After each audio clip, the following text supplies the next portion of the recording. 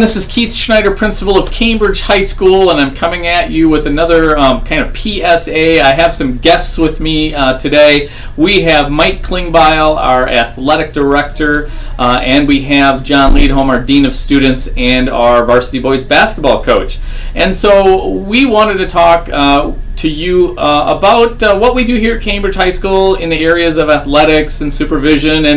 And as you are well aware, there's been some news recently about some appropriateness of social media usage and spectator behavior, and we have great fans here in Cambridge, so we wanted to kind of educate our fans and start the process of educating our students about what is right and what is wrong, and how can we create an atmosphere where we are supporting our teams, doing it loudly but doing it tastefully. So with that, Mr. Leadholm is going to start by talking about the keys to sportsmanship as outlined on the WIAA's sportsmanship webpage. Thank you, Mr. Schneider. There are 5 tenets to the WIAA's sportsmanship guidelines. First of all, it's important to know the rules of the game. The more knowledgeable you are about the games that you're watching, the more you understand, the better you can appreciate good play. For those folks who aren't as knowledgeable about the game, many times they get caught up in the emotional aspect of the game and aren't as familiar with what's really happening.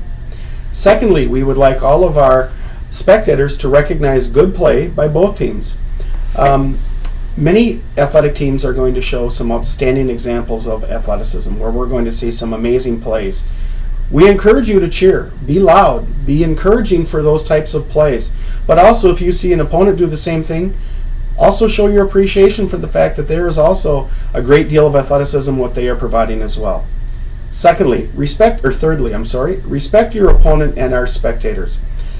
The opponents are here to provide us with competition that we are going to give our best effort against. Their fans are there to cheer as well. We need to respect their players, their fans, and their coaches so that we create a healthy environment between our schools. Fourthly, view the game with your head instead of your heart. I know that many times athletics can be an emotional thing, and we understand that, but if you think clearly about what's happening, instead of react immediately with a negative comment, you're going to probably feel better about yourself after the game. Lastly, realize that bad plays lose more games than bad calls. Officials are impartial parts of the game. They don't have a bias one way or the other. They are not in favor of a certain team or a certain coach. They are doing their job to the best of their ability. It doesn't help if we make the life of an official very difficult. Oftentimes in a basketball game there are 70 to 80 possessions between the two teams throughout a game. There are a multitude of reasons why teams either win or lose, and oftentimes it may be a mistake or turnover at a crucial time or a missed shot. That has nothing to do with an official. So let's please remember that officials are not the reasons teams win or lose games. Thank you, Mr. Leadholm. I appreciate that. One of my pieces of advice, the golden rule, do unto others. Treat people fairly, and I think we do that pretty well in Cambridge. Mr. Klingbeil, I wanted you to talk a little bit about the social media side of things for our student body and athletes, because obviously that's been getting a lot of attention in the news recently. And then also, what is your role, or even my role, when we're at a game supervising? What does that look like? Right. Thank you, Mr. Schneider. There's 2 areas we really want to take a look at when we look at social media in respect to our athletes and our school. First, we have to be aware of the ramifications or the issues that could develop from negative social media, whether that's looking at a visiting team or perhaps a certain player, and how that could really end up creating an atmosphere of negativity for our school, for our students, and then really the safety of that particular player or that team. We want to encourage great sportsmanship, like Mr. Leadholm explained, and when we're focusing more on social media or a player or an issue rather than focusing on what our kids are doing or what our student athletes are doing, that can lead to a very negative situation that really could have ramifications in a lot of different ways.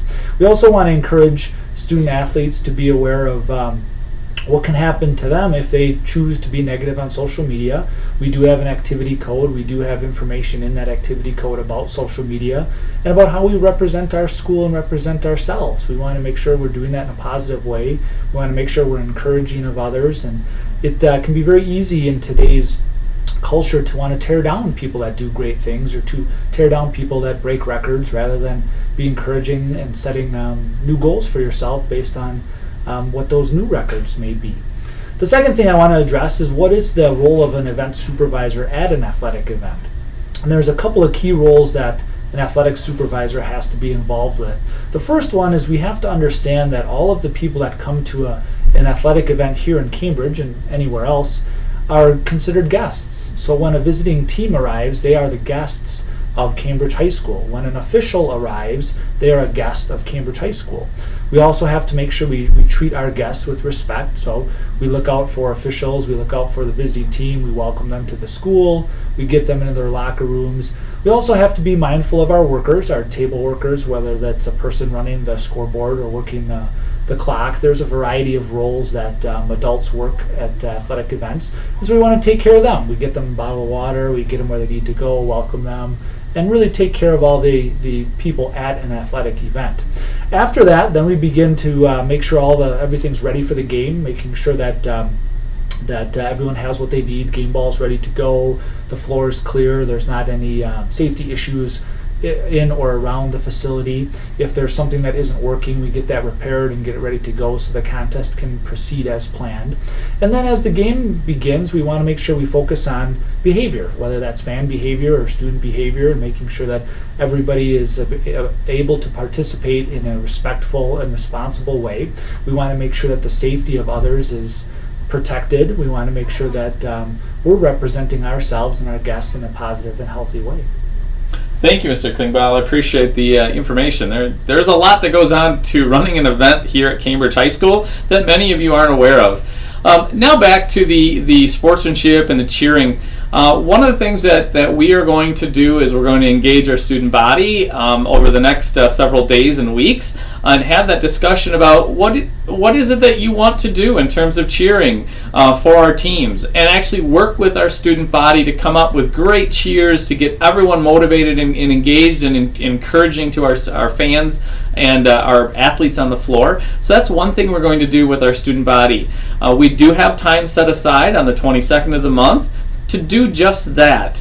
We have a DECA free throw or a 3-point shooting contest. We're going to provide some ice cream, and it's a great opportunity to get the Spirit Squad involved and actually talk about cheering and participation. So while you may see a lot of different things happening in high schools over the next several weeks, we're going to be working on trying to increase the level of excitement in our gyms. That means cheering appropriately, in good taste. And sometimes we may have to say, please stop. And that's okay too. That's teaching kids what is right and what is wrong.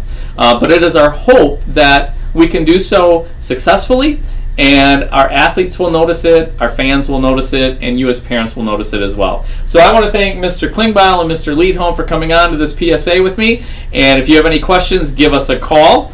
And finally, go Blue Jays!